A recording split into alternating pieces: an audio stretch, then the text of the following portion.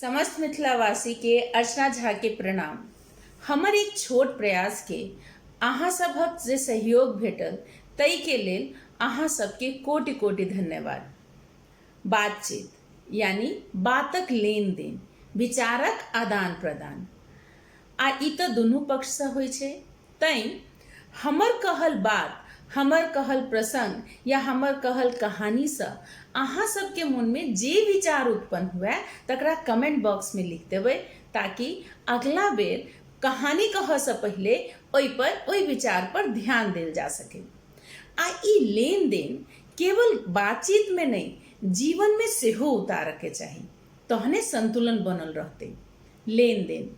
लेकिन हमरा अहाँ में एकटा प्रवृत्ति अछि, हम सब लेबो के बेर में तो बहुत रोमांचित भ जाइत छियै। नहीं विश्वास होइए? सोच कर देखियो, एखने अगर सरकार ई उद्घोषणा करे जे फला प्रकार के चीज मुफ्त में बटेते तो देखियो कते रोमांचित हम सब भ जाइ छियै। आ जे किछु वर्ग के लोग एहि में वंचित रह जाइ छथि से कुंठितो होइत रहै छथि जे या तऽ सरकार एहि वर्ग के लेल काज करै छै जे या ओहि वर्ग के लेल काज करै छै, हमरा सबके लेल तऽ करिते नहीं अछि। लेकिन लेबो बेर में जते हमसब रोमांचित होइ छियै ओतबे हमरा सबके देबहो के विचार राखऽ के चाही, तहने संतुलन बनल रहते। नहीं विश्वास होइए तो चलू एकटा काज करै छी। हमरा अहाँ के सबहक जीवन के मूल आधार अछि सांस लेनाइ। सांस लेनाइ लेबो में तो नीक लगिते अछि, तो एकटा काज करू, सांस लेनाइ शुरू करियो धीरे धीरे। लिया, आरो लियो, लेबहे के तो छै, लिया। देखलियै कते देर तक सांस लैत रहबै, एक ने एक बेर कनी काल ले ओकरा छोड़हे पड़त, तहने संतुलन बनल रहते।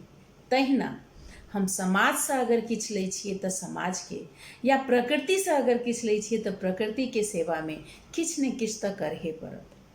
हाँ, इहो बात जरूरी छै, अगर अहाँ छोड़नाइए शुरू के लिए सांस तो बिना लेने काज नहीं चलते। तै संतुलन बना कर रखनाइ जरूरी छै। ई बिल्कुल सही छै जे आत्मरक्षा प्रथम धर्म होइ छै, लेकिन आत्मरक्षा के बाद जे किछु संभव होय हम सब अपना तरफ से समाज में किछु करऽ के प्रयास करी। आ केहन प्रयास होबाक चाही, कई तरह से करबाक के चाही, तकर एक छोट सा उदाहरण हम एकटा घटना से फेर कहऽ चाहब। भेलै ई कि जहिना हमर अहाँ के समाज अछि तहिना जंगल में पशु समाज अछि। तऽ ई भेलै जे जंगल में आगि लागि गेलै। अब आगि लगला के बाद तऽ अफरा तफरी भऽ गेलै। लेकिन जहिना हम कहलहुँ, जहिना अपन समाज तहिना पशु के ओहि समाज के बीच में सब पशु सब इकट्ठा भेल, सब जानवर सब इकट्ठा भेल। आ तहन ई कयल गेलै जे जंगल आगि लगलैए तकरा बुझाबऽ के, तकरा शांत करऽ के प्रयास कयल जाय। तऽ हम सब के बुझल अछि जे ककर प्रयास सबसे सफल रहते तऽ हाथी के। तऽ हाथी अपन प्रयास शुरू केलक, सबके मनायल गेल, सबके एकजुट कयल गेल, हाथी के गोहरायल गेल जे अहाँ तऽ सक्षम छी, अहाँ करियौ सबसे पहले। तऽ ओ सबसे पहले आगाँ आबि कऽ केनाइ शुरू केलक। आ जथा संभव जते जानवर रहे सेहो जे चीज कऽ सकै तहिना ओ पानि भरि कऽ, जेना हाथी सून में पानि भरि कऽ आबै आर आगि के बुझाबऽ के प्रयास कयल जाय, तहिना दोसरो जानवर सब अपना अपना सामर्थ्य के अनुसार करैत रहे। तो ओही बीच में एकटा छोट सन चिड़ैया, ओहो अपन चोंच में एक बूंद पानि उठाबै आर आबि कऽ आगि जतऽ लागल रहे ततऽ डालि दै। लेकिन ओहि प्रयास में जाबे तक ओ ओहिठाम पहुँचे ताबे तक लगभग ओहो एक बूंद खसि पड़े, लेकिन ओ प्रयास नहीं छोड़ने रहे। ओ फेर जाय, फेर चोंच में पानि लै आ तकर बाद फेर आबि कऽ ओहिठाम डालि दै। तऽ पहले तऽ ओकरा देख कऽ सब गोटा हँसऽ लगलै, सब जानवर सब हँसऽ लगलै। तकर बाद में फेर ओकरा सांत्वना देल गेलै, कोनो बात नहीं छै, हम सब कऽ रहल छी, अहाँ के करऽ के जरूरत नहीं अछि। अहाँ की कऽ रहल छी एहिमे? अहाँ कते बूंद ओहिमे पानि डाल देबै? अहाँ के केने से की हेतै? बेकार में अहाँ थाकि जायब तऽ हमरो सबके किछु अहीं के लेल करऽ पड़त। तऽ अहाँ बढ़िया छै जे अहाँ छोड़ि दियौ।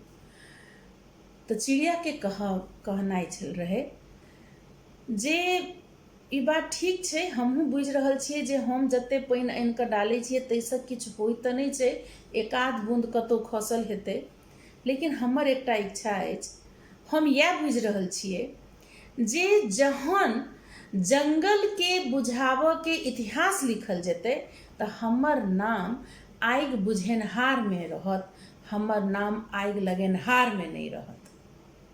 ई प्रयास छल ओहि चिड़ियाके।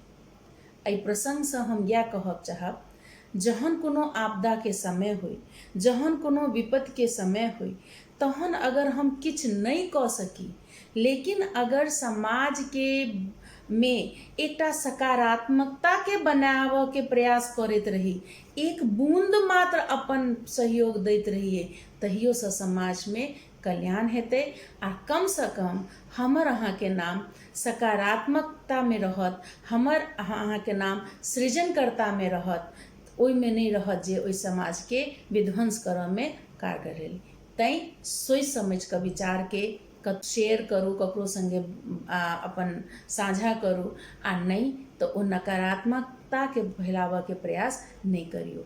जतेसँ जते भऽ सकै सकारात्मक रहऽके प्रयास करियौ। इहो एकटा छोट प्रयास समाजके लेल अहाँ किछु दैए रहल छियै, आर ओ लेन देनके संतुलन अहाँके कतहु ने कतहुसँ बनायल रहत। सकारात्मकता बना कऽ रखबै, अगर ओ देबै तऽ ओहने सकारात्मकता अहाँके भेटत और अहाँके जीवनके सफल बनायत। ई छोट कहानीके साथमे आजुक प्रसंग हम समाप्त कऽ रहल छी। उम्मीद अछि जे सब गोटा समाजके सृजनमे सहयोग अहिना करैत रहबै।